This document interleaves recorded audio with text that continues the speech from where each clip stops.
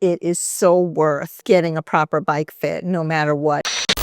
Hey everybody, Tim Gresh here, professional bike fitter in southeastern Pennsylvania. Today I'm talking with Hilary Topper, the author of two different books. The first one is From Couch Potato to Endurance Athlete, and the other one, her latest book, Unlocking the Triathlon. These are beginner-friendly books, and our conversation today is beginner-friendly, and it's on the topic of why you don't actually need a full-on tri-bike to start triathlon. So let's get started.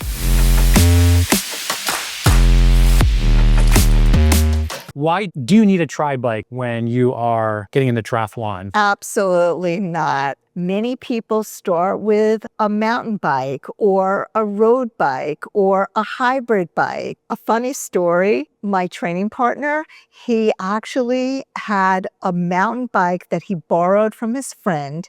The seat was bitten off, so it was like kind of half of a seat. The whole bike was really decrepit, okay? He borrowed it, and it was sitting in somebody's garage for a really long time. Anyway, we go to this race at Smith Point on Long Island, and he starts out on the bike. I'm already on the bike, tri-bike. I'm on my tri-bike, and he went right past me with this decrepit bike. And, it just goes to show that you don't need a tri-bike for a triathlon. It was pretty funny because I was very, very angry at the time. Here I'm like on my QR bike, just similar to this one. And the mountain bike goes flying by you. He's flying by me. Yeah, exactly. And you'd mentioned that you had a coach tell you you need a carbon bike. That's what you got to do if you're going to do triathlon. And that wasn't a very good experience for you. It was a really bad experience for me. My first bike was a carbon fiber bike. I, went to a bike store, and the owner of the store said, well, I've got aluminum bikes. They're a little less expensive. I've got carbon fiber. I said, no. My coach told me carbon fiber.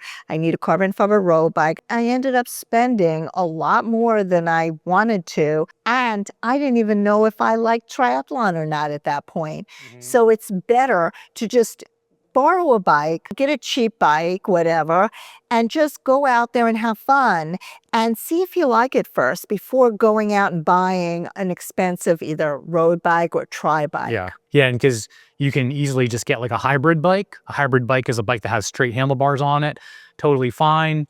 And then, like Hilary said, kind of like a basic road bike. And there's a lot of good buys out there. Just kind of getting a little bit into the weeds. There's a lot of road bikes that have rim brakes, and that's the kind of brake that pinches the rim. Those sort of started to fade out in 2015.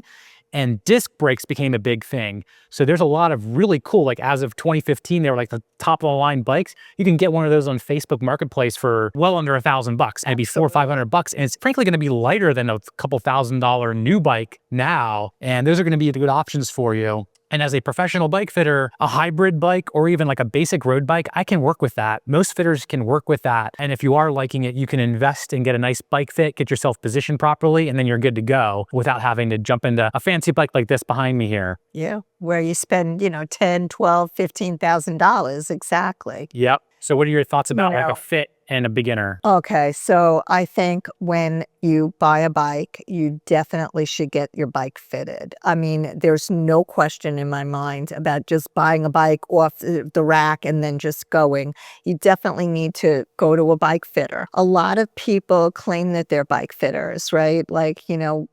They say that they have bike fitters at the, different bike shops, but they may not be as skilled as someone like you, at Gresh Fit, where you actually look at every aspect of the ride, so the person will, ride for you, and you'll be able to really check it out and see what works and what doesn't work. Could be as simple as the bike shoes, the cleats. It could be the position of them. It could be, the seat closer or the seat further back. I mean, there's so many different elements, and you want to be as comfortable as possible. It should not hurt you when you're on a bike, I would agree. I didn't pay her to say those things about Gresh Fit or anything like that. And this is a beginner-friendly video. Even for someone getting a hybrid or a basic road bike, you would recommend make the investment, get it done. It definitely, I mean, even if you're getting an inexpensive bike, it is so worth getting a proper bike fit no matter what. Even if you're, buying a used bike and bringing it to a place like Rush Fit, where you could, actually figure out how to, to fit the person. You really should measure your size. I mean, that is like number one. Like a lot of people will, like my size, I'm a 5'4". They might be on a 56. Well, that's way too big for that person, right? Like I'm on a 48, 51, depending on the bike. So that's the other thing, really have to measure yourself. I mean, maybe that's something like you want to talk about, like how to measure yourself to buy a bike. Is that? Yeah, I guess some general tips if you're getting a bike, maybe test ride it first. Just make sure it doesn't feel like obviously like way too big. A bike is very adjustable. There's a lot of things you can modify on it, but usually when a bike is too big, like it just feels like you're on like a tank type of thing. You should be able to stand over the top tube. And this is just a very general rule of thumb. Stand over the top tube, which is like the top part of the bike there, and not kind of really push into your crotch. You should have like a little bit of room there. That's a good, very quick way of checking if a frame size is kind of in the ballpark. But also too, you can go online and just look up like what's a general frame size for your height. Most bikes come in like metric, like a 50 centimeter or 52 or a 54. Or sometimes they'll do like a small, medium, large. If you go online, just do a quick search and just find generally what size you are. That's actually pretty reliable to kind of just get you going. For someone like me, I do this every day, I'm gonna have a more exact measurement, but like for you at home, just looking at just kind of your general measurement, just go online, get a general idea, then you kind of know what to search for on like Facebook Marketplace. Let's say you're a 5'9" male, you see a size medium frame, go for it. That's gonna be in the ballpark. Perfect. Yeah. Did you do any of that, like kind of fitting yourself and modifying things on your own? No, I just got a bike online and I was told to measure different areas, like to measure from my crotch down, and we kind of like talked it through. I talked it with the bike owner. And so that was one thing. And then I thought, oh, maybe I should push down the seat a little bit, and I have done that, on that particular bike. I pushed it down a little bit, but maybe I shouldn't have, so I'm not sure that it's like the best thing to do